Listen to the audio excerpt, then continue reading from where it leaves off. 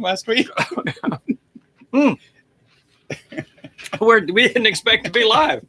We've been going live for the last 20 minutes because of a technical glitch, I think. So, welcome back to Inglorious Pastords Season 3. Yes. You know, someone asked me, what's wrong with your face?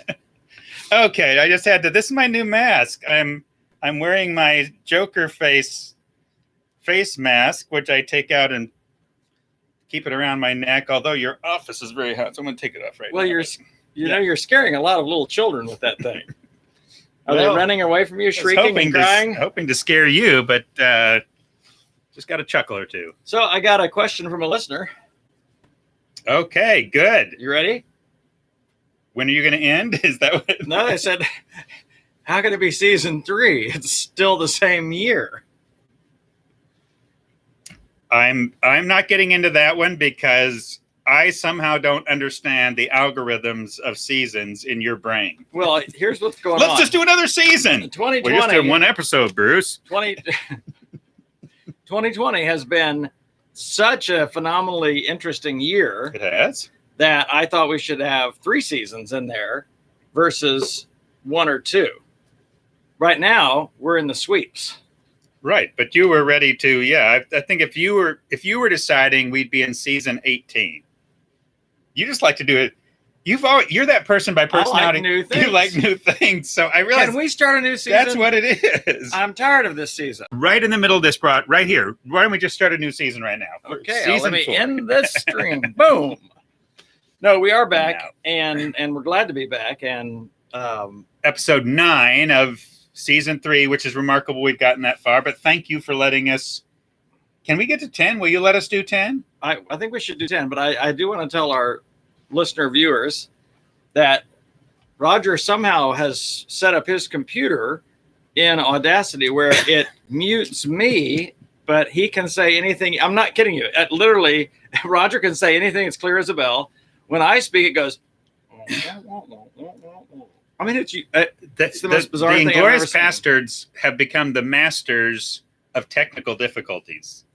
I mean, it's just comical. We're seeing things that no one has seen before. No, last week, yes, trying to use the regular Audacity recording program you've used time and time again. It was as if I had a mute co-host button that he had pressed. Literally, it would record me, and the same mic would not record Bruce. So we got on the phone with Audacity, and they said that's not humanly possible.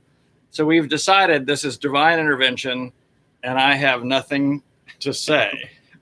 Which is why we were laughing at the beginning of this particular podcast because... And, you know, truly, I'm only 50-50 whether there's any sound on this video. No, I know. I hope it is. We could be getting people that start checking in and saying, like the video, it's better with sound. Nope, no one checking in. Nothing yet that I know of. I think we're it so far. So... Your Patriots had a big game Sunday. You know, in a rather up and down season, it was definitely up. Although in that game, Cam Newton threw for 69 yards. You had 45 points and he threw for 69 yards? Yes. The Patriots found a new way to win. Eliminate the quarterback. Mute the quarterback. It's called running, defense, and special teams. The special teams had 2 touchdowns. And then more running. A blocked field goal and a return punt. Oh, that's very good. Yes. My Broncos had a good Sunday. Yes. They didn't win, but they played a very good game against arguably the best team in the AFC. I would like to have seen them win. Yeah. Well, win. I'd like to have seen them win. Have won. I would like to have seen them won. No, I can't. It may be grammatically correct, but it is audibly incorrect. Okay? I wish they had won. Mom, if you're watching, which I'm fairly sure you're not, tell us if it's have won or have win. I apologize for that, Mom. That was bad. It was a glitch. So technical difficulties. Before we talk about what you want to talk about, because I know you brought your mask in and everything, so you probably had a big plan. No, that wasn't a plan. That was just I thought I'm masking it up, but I've been wearing for the last several months just these medical masks that actually I'd had for the last couple of years from some sale. So I had a bunch of these medical masks. So I wasn't stockpiling them. I just had some, but I was wearing that. But then I came across that Joker mask. Joker mask kind of thing. It was kind of, yeah. I bought a Jesus mask. With pale white skin and blue eyes and I'm wearing it now. Long flowing hair. Oh my gosh. It's the invisible mask. When people ask me, hey, you need to put your mask on, I'm like, I'm wearing it now. Oh, great. so It's the Jesus mask. The Jesus mask for you is one of those clear screens that you wear over your face. It's so clear you can't even see it. Even the headband that's going around here that's pinching a little right now is also invisible. You look great, Jesus. Thank you. So here's what I've been thinking about. I mean, I've been reading in Romans 1 and 2. I'm just been parked there for 3 days now. It's just a fascinating start to a letter, which has an interesting turn, by the way. But I realized it because Paul's talking about the glory of God. And then he talks about, because we've talked about people being responsible for what they know. And of course, Paul argues very strongly that creation itself argues for the glory of God, the wisdom of God, the wonder of God, the intelligence of God. And then I realized he said, but mankind created it for a lie, which was they worshiped created things. Yeah.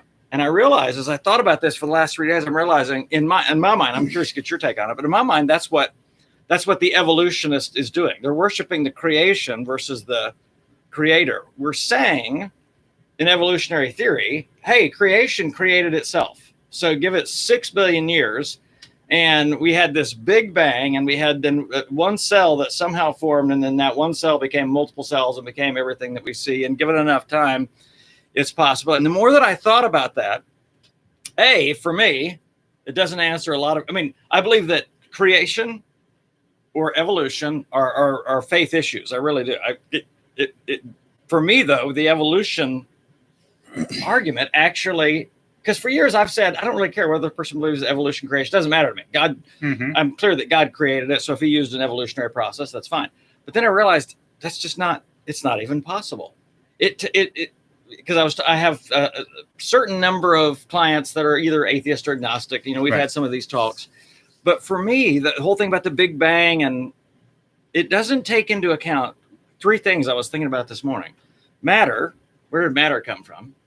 Energy. In other words, if you're going to have a big bang, you have to have matter, something to bang, something to blow up, but you also have to have energy. Mm-hmm. And then the most astounding thing, and this is probably why the Genesis record is so important, is it doesn't account for life.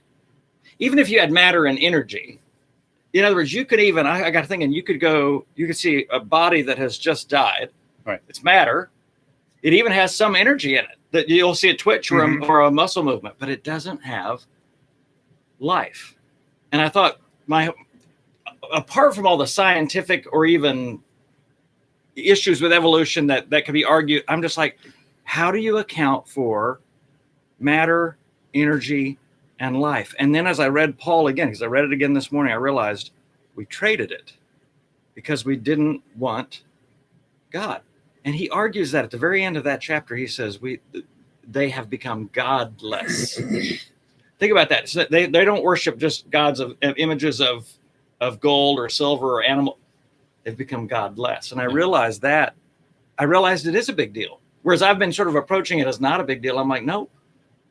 To adopt evolution in my mind is to eliminate the glory of God at a certain level. And a lot of the folks that I've talked with about this, we don't argue about it, we just talk about it. But they're like, I can't imagine the world being created in 6 days, but they can imagine it being created in 6 billion years. But I realize we've tried to make God human. You and I couldn't create this in 6 days. It's not possible. Right. But God is infinite, and he's all powerful, and he's all knowing, and he could do it in 6 seconds. Mm-hmm. We can't imagine that. Right. So it was just, and I wanted to get your take on that, because I was thinking, is this the ultimate in one sense rejection of God? We worship the creation. In other words, the creation has created itself. Is that not some form of worshiping creation versus God? Well, it clarifies. So one clarifier comes to mind. Okay, this blanket term evolution. Of course, there's some evolution going on. There's some amount of adaptation and evolution that's Darwin's happening. theory of evolution. But evolution as an explanation for the origin of life, there are extraordinary challenges with that. And I would add, you've added a list of things, but also information. Where did information come from? So by that you mean intelligence, or intelligence, but information, because you realize cells have information, right. and they pass DNA. on Yes. that information. And so in one cell in our body are literally volumes of information. Well, again, and is information even matter? And is so. Yeah, that's great. Because when I thought about fourth thing, I was thinking of intelligence. Where right, but the information is that same thing. The other thing associated with both of those is order. Yep. And I got to thinking about, if I took a box of marbles, let's say a big old box, and I put 16 marbles in it, and I put them carefully in the box, 4 up and 4 down. Right. So it's a perfect square. Those marbles are in a perfect square. And I came back 6 billion years later. Would they have moved from order to disorder, or from order to higher order? Right. No, I would come back and find them very disordered. Yeah. It's against, as one person said, it's against every law of thermodynamics. Right. And then on top of this, here I'm pressing into initially, before I answer the question, but related to Romans, I can sleep at night with a confidence that we live in a created world. The kinds of things you have to find an explanation for, that there's still that, even again, spirit and mind and self-awareness. Again, to be able to have a conversation. Yeah. So if we're going to say, or choice, and now choice is another huge, the person who believes that evolution is at the source, that you only have a material world, then all of us are simply a series of reactions and chemical reactions, whatever, but there's not choices. We're not choosing our language now. We're not talking, we're not reasoning, but of course, that defies everything it defies for me, even someone who believes in an evolutionary beginning, even writing a book trying to explain their theory or trying to persuade, the idea of persuasion. So I will start with the piece that at some level, it's impossible to consistently live out a belief. You're going to get exposed that again, when you're even trying to explain your theory, or because as I would understand it with evolutionary theory, then I'm not holding an idea because I want to. It's just ingrained in me. It's just a matter of chemical reactions. You can try and change. Why would you want to try and change? And actually, you can't do that anyway. That would suggest that you have choice. So the fact that you're operating out of choice and trying to, all of that to say, for me, versus natural selection. Right. So the idea, Roger is so much deeper than I am. It's amazing. Mechanical. Yeah. The world is not simply mechanical.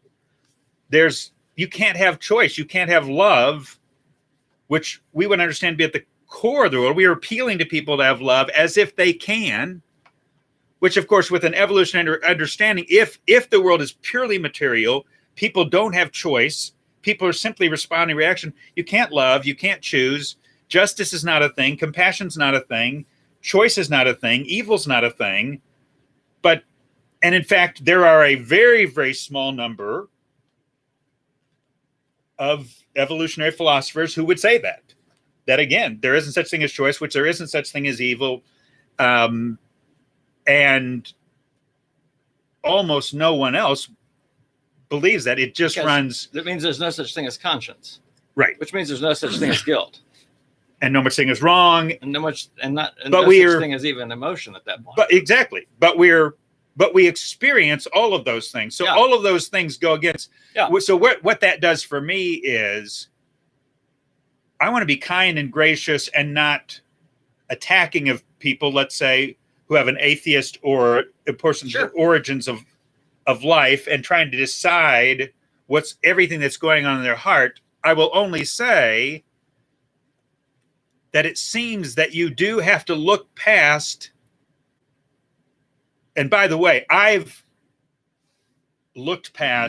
ignored information I did not want to be true.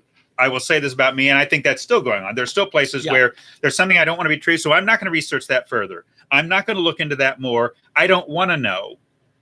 What I'm saying is I've done that many times.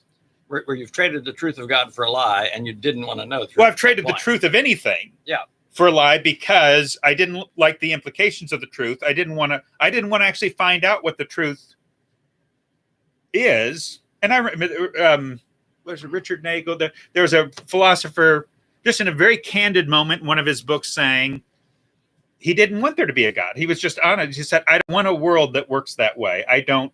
And just acknowledging that how he was seeing things and some of his conclusions were actually, and I love that kind of honesty.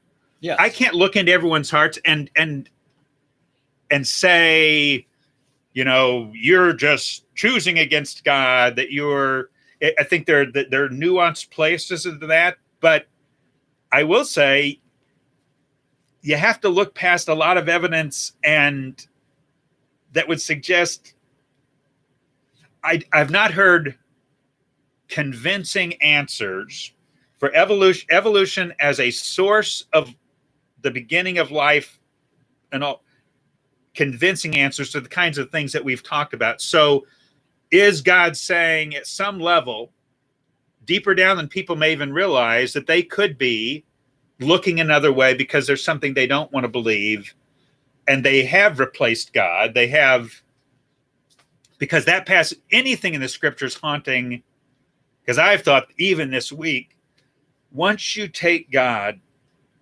out, because of course I would passionately believe that God is at the source of everything. It's the source of my life, every good thing that's ever happened. Yeah. When you take God out and a world becomes godless in that sense, it's not just godless as a term of evil, but of emptiness and loss of meaning and hopelessness, and beauty begins to relationships, everything starts to deteriorate and fall apart. It mars everything. Right. So when you're not worshiping God as God, and is part of the beauty of God, when he's calling us to worship him and love him above every other thing, that's a grace. This is what we were made for. This, if you don't put me at the center, because I am there. I mean, I am at the center. Yeah. If you're not responding to reality and living as I'm the center, your life is going to be horrifically disordered. I'm not saying you're not going to have good moments and, beautiful sunsets, but God is the center that holds it all together, literally. And the Bible would remind, even what scientists can't say, well, why does our world hold together? Why do we have certain laws that are operating? And even now, why do atoms function the way they do in molecules? Right. And why haven't they just dispersed, expanded and into oblivion? Yeah. Why do they hold together? Again, God does that. And so literally, physically, God's at the center, but he's at the center of everything. And if you don't live with him at the center, well, your life will do what the universe would do if God were not at the center. It would just perish. Now, here's why this is so good. Again, Roger's much deeper than I am, which I love. So I had to go with Paul and then Roger on this one. So Paul argues, I didn't ever notice this before. I've been a pastor 23 years, never noticed this. Paul argues this, what I call a very persuasive, and he does an intentional switch, hard move in the middle of this. He uses the terms they and then you. They, then he goes, now, you. So they, and it's almost like he is looking into their hearts and going, they've become godless.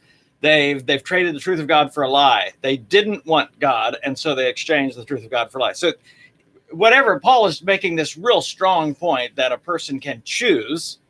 I don't want God. I want to choose this. And we're all kind of going, yeah, those pagan unbelievers. And then he just flips the whole script and he goes, now you who judge them, do you think that you're got it all together? do you not do the same things? And that's where I was like, holy cow, Paul has done it again. Yeah. He got us all kind of riled up against pagan unbelievers. And he goes, but you do the same things. And do you think that you're somehow going to escape the judgment of God by continuing on this path? So it was, and I haven't read all of Romans yet. So this was just, I'm like in chapter 2, heading into 3. But I was like, that was a shift, because I'll find myself doing that every now and then. Those people are thinking this way, and they're godless, and then Paul says, but you, and I'm like, this is for me. Where do I live godless? Well, and again, I missed this for years, but when I look at Romans 1, again, I realize how often we read the scriptures with they eyes. Right. With a they lens. No. The Pharisees, they. Right. We look at the prophets Isaiah is speaking to people, we think of, okay, it's the Syria, it's the Moab, it's the Babylon, it's they. And so I realized most of my life I've had my they glasses on when I'm reading the Bible. So I'll get to Romans 1, and the they glasses, I realized if you take them off, it makes a whole lot more sense. So it's like there's a special kind of evil person. You start reading we. Well, when you start reading one, it's an indictment on all of mankind. Right. All of us. Yes. Because Isaiah said, Scripture is abundant, all of us. We've all went our own way. We've all turned everyone to his own way, and the Lord has let so when I'm reading in Romans 1, so I read something like, you've become this, disobedient to parents. That would be me. In other words, it was this in my mind with the they glasses. Oh, this is an indictment of a particular group of people. And of course, very easy to say it's those atheists, so people who don't believe in God. And now here's all the outgrowth of what they know. This, I think, is a blanket indictment of how godlessness has infected everything. So my disobedience to parents is a reflection of godlessness. Yep. My ingratitude. Do I think that ingratitude is a special category for atheists or certain evolutionary scientists or certain people in certain kinds of behaviors that have gotten far from God? No, this is an indictment on the human race. It's an indictment on us. It should sober us, but what it did when you have the they glasses on, it creates judgmentalism and pride. Yeah. And that's what he's arguing. And so when he turns we don't even recognize how bad judgment is, because he seems to be, and again, this is my take on it. He seems to be saying, you're doing the same thing when you judge another person because you are taking the place of God. He seems to be arguing that's God's realm. That's God's role. God is the judge. He said God will judge the secret things of man's heart. Yeah. But if I decide that I can do that, I've become the they in Romans chapter 1. I've traded the truth of God for a lie, and I've become, in judging, God. And so that was just this moment for me, just reading this morning, going, oh my gosh, that was brilliant, by the way. It was a brilliant writing thing that Paul did. But I realize how often I see they as godless, but I don't recognize or I don't see. And even in passing judgment on another person, I'm saying I don't need God. That's not God's realm. That's my realm. Right. Now, it's just, it was interesting, the things that I haven't seen before that I see now. And I love this idea of reading things. We ought to read all of scripture with we glasses. Yes. Just, this is a we. I love the way Isaiah said it. All we. He could have said you. There's times where he said you. Right. They. But on that one, on all sinning, he's like, no, we've all strayed. Right. We've all gone our own way. And the they glasses cause us to miss God. They cause, the thing with the Pharisees, tragically, again, so often, not everyone to a person, don't want to but there was so often they would read the scriptures and not realize that it was talking about them. Jesus had that moment. You don't realize the prophets were talking about you when they said their hearts are far from me. Well, anyone listening, their hearts are far from me. That's the pagans. That's those people in that country. That's Nineveh. That's whatever. And Jesus was constantly... That's people of this political party. Whichever one it is. Yeah, no. Absolutely. They're the they. They're the they. Liberals are the they. Progressives are the they. What conservatives are the they. And whenever we go, I'm a strong centrist. A they-we? You're a they-we? A they-we. It's just that we have to fight to keep the we glasses on. We have to start with, I mean, when we're opening the scriptures and there's a strong word being given, you have to fight. I felt this in me. I've had to fight to start. God, is that me? Because where I want to, so if you're reading again in the prophets and they're talking about oppression the poor, or, well, again, if the they glasses, we immediately are thinking, that's those bail bond people, or those predatory loan people, or that's those. And the they glasses mean I don't need to look any further here. I don't need to stop and pause and ask the Spirit, what are you saying to me? And the they glasses have kept me so many, many times from hearing a word from God. They're like blinders. And God has taken me to a passage of scripture that's for me, and I'm reading it for somebody else. And so then I just move past. I go quickly. I might actually have a little sort of... I will store that away in case I meet one of those days. And I can share it with them. Yes. Right. No. And it might even stir up a little frustration. Remember, if you're reading Romans 1 with they glasses, you sort of get ticked. Or you get self-righteous. I actually think that's what Paul was trying to do. He was trying to stir us up, against... That wouldn't surprise me. And then he goes, no, you. I'd never seen that. Yeah. But so my question for me right now is, where am I godless? In other words, where am I operating in any capacity of my life as though God was not? Yes. Any realm of my life. Right. Because in counseling, I'm always telling people, you have to I say you have really only one priority in life. It's not, we need a list of linear priorities and it's God first and then this. I could never track all that. It's just God. We have a single priority. Right. And then God directs in any given moment what that next step is going to be. But this idea of keeping God at the center and not putting your spouse at the center, not putting your kids at the center, not putting your in-laws at the center, not putting your job at the center. Not putting you at the center. Not putting you at the center, but this thing that we are in an orbit that we're revolving around God. But then I realize how often I live godless. Make all sorts of decisions without any thought of prayer or seeking God or even wondering what God's take is on something. Here's me. I mean, it's comically simple, but I'll have a moment at points where I've read the scriptures, I've a word from Jesus, and I know what the right thing is to do. And I don't do it. I choose. You're godless. With it. No, but that is because why?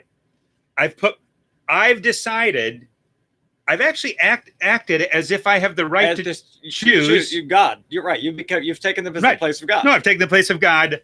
I know better here. Or even if I believe he's right and this is destructive, I'm going to do it anyway.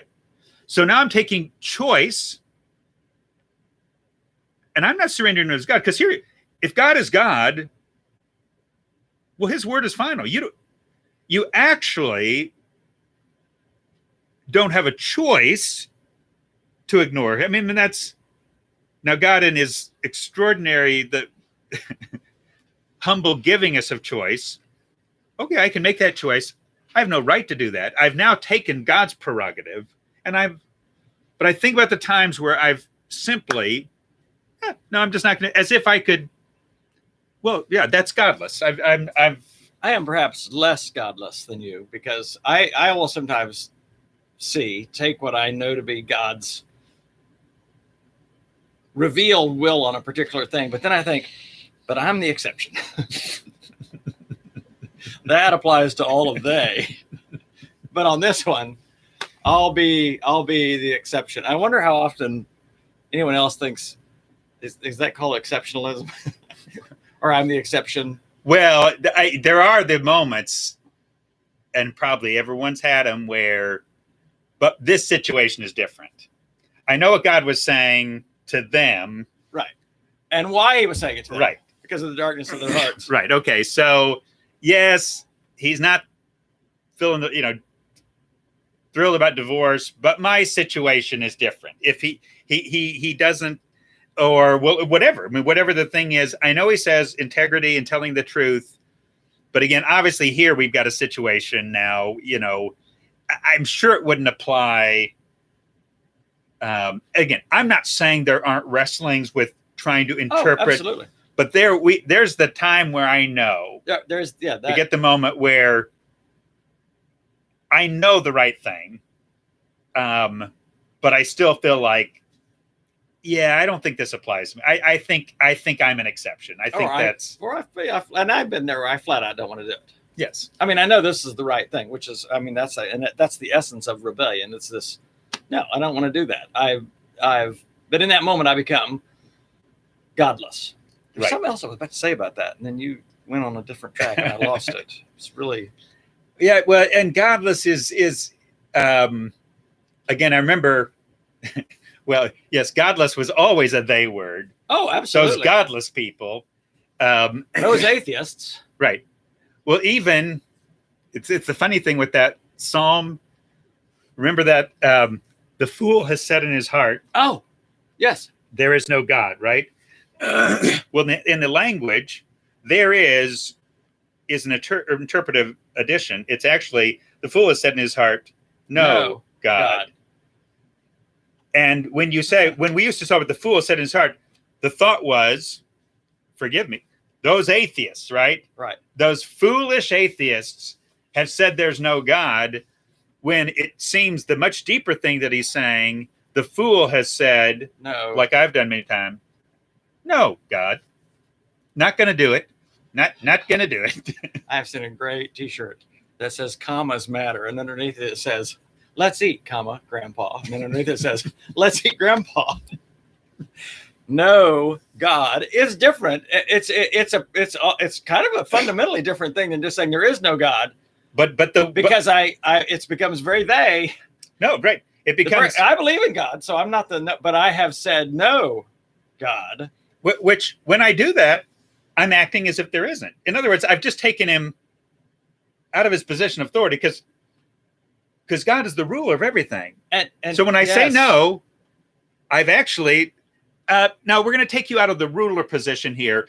Right now, I just need you, beneficial father. I like that. Good father, all the stuff that Lord Chris Tomlin said. That's what I want. I like you, but not going to follow you right now. Well, that is godless.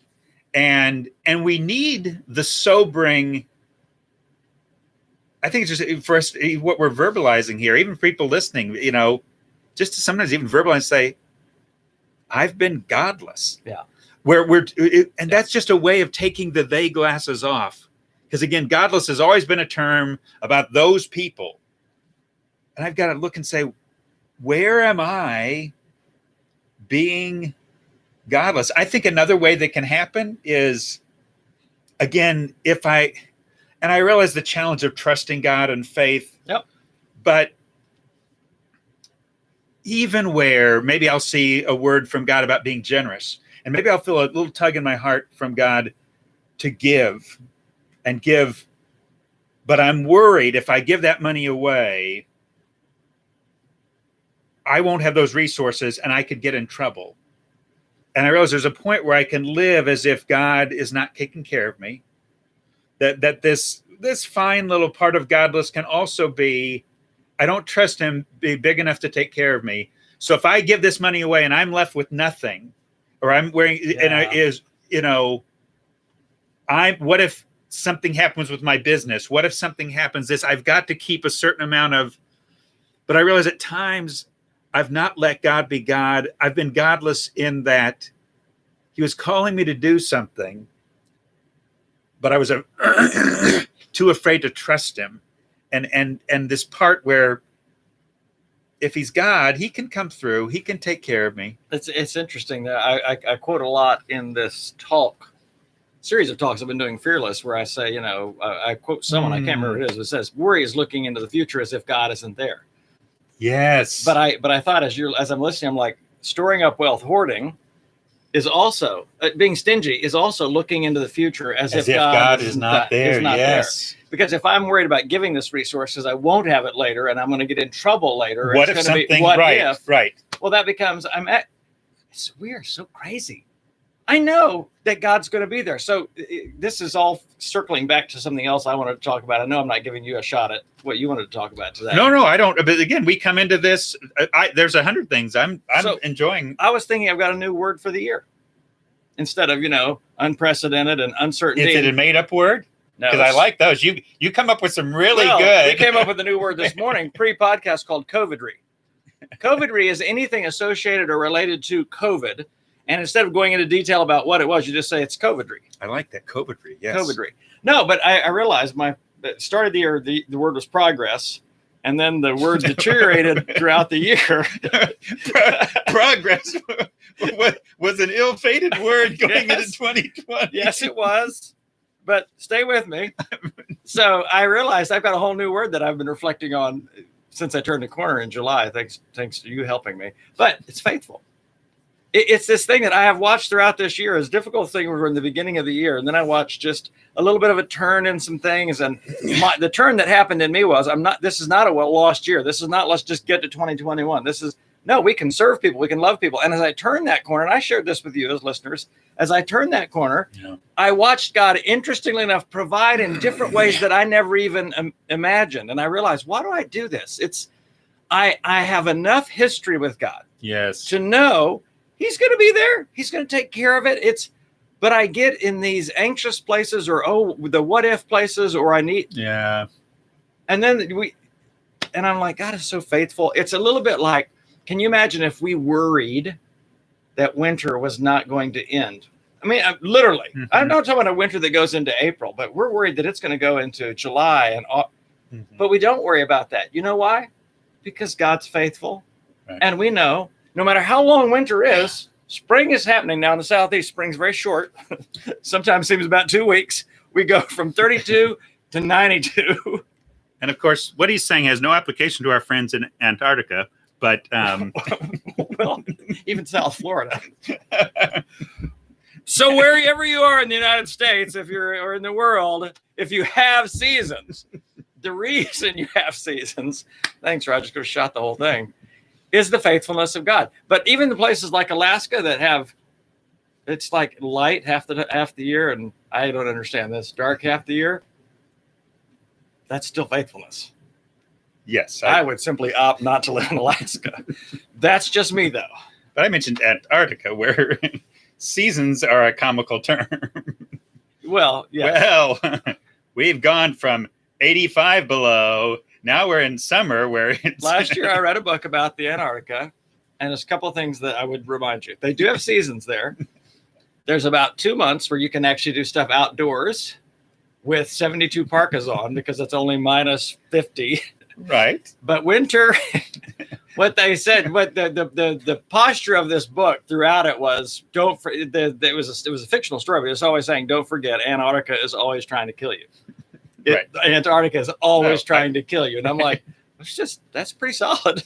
My point there was, it at least feels like winter never goes away, even though it turns out if you're living at a like facility in Antarctica studying and researching things, God is still faithful. I just want you to know that. Yeah. And no matter what the Inglorious Roger says. We're thrilled you're listening. We've been trying to expand our base in Antarctica.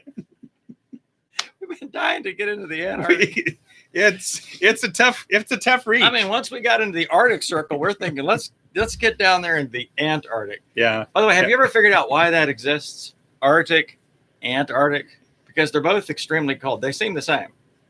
Wouldn't it be better to say Arctic 1, Arctic 2? Here's the thing. I've already revealed enough of my ignorance. Arctic, the other one. I don't think I want to start philosophizing on the poles. All right. So as we finish out season 3, because next year we're going to start a new season. 2021, we're going to start a new season. I can deal with that. No, you've already given me carte blanche. I can change seasons whenever I want. What Roger hasn't allowed me to do is change episodes. Like, I think it would be fun to have episode 14 right after 3. Because then people are like, what did I miss? And now they're all concerned. And Yes, I'm That's sure just that what will. they're I'm mine. sure that will help our brand. speaking of brand, so sponsorship, we're hoping to get season 4 fully sponsored. Well, it's a big mountain to climb, it appears. And Roger and I will pitch your product, your personhood, and your platform regularly throughout the show. Bruce has a serious case of alliteration that we've not been able to cure. It's a pastor thing. It's a pastoral. I realize I think like this. I was thinking, like, even in the marriage counseling I do, I came up with a bunch of D's. These are, what are the D's that lead you to divorce? You have denial, dismissal, defensiveness, and deflection. No, you can always. That's for another podcast. No, that's if we ever did a thing on how you can spot a former pastor. Oh my gosh, yes. Excessive alliteration. I want the cocoa cappuccino with in my coffee with caffeinated. I can't help it. So to finish out this moment, fellow pastor, I saw a really funny thing on the Babylon Bee. I like the Babylon Bee. I do. They're selling merchandise now. But it's also Babylon Bee, isn't that great? Babylon Bee. It's alliterated. It's awesome. It is, isn't it? I didn't think about that. I'm sorry. Go on. It's why pastors as in love Babylon, the bee, like the honeybee. Yes. Which is weird, let's face it. But you can now buy mugs that says fake news you can trust. I just love that. I want to get that for Christmas. If you're out there and you want to buy me a Christmas gift, Babylon Bee, fake news you can trust. Yes, I heartily recommend them, and who knows, they could be a great sponsor. Do you know what I watched on the Babylon Bee that made me laugh till I cry? No. They have added as a regular staff person for The View, you know, with all the ladies sitting around the table. Right. They added John MacArthur. Oh, no. You got to read it. It's just hilarious. They're so good about taking these oxymorons, really, and it seems that he shut down discussion on The View. It wasn't happening. He shows up every now and then. I think the one Babylon Bee that I recall, or one of was, John MacArthur wakes up with a nightmare that he was wrong. Yeah. Or Rob Bell wrote a new book, and the title is just a question mark. It's great. So laughter is good medicine, and we hope we were able to provide some thoughtful ideas as well as some comical I'm ones. trying to cut us off shorter this week since we went over last week. But next week, Roger, I promise to give you a chance to talk about some things that you want to talk about. I love talking about. I wanted to talk about what we talked about. So perfect. Well, until the next episode of Inglorious Pastords, I'm Bruce. I'm Roger. And we love most of you.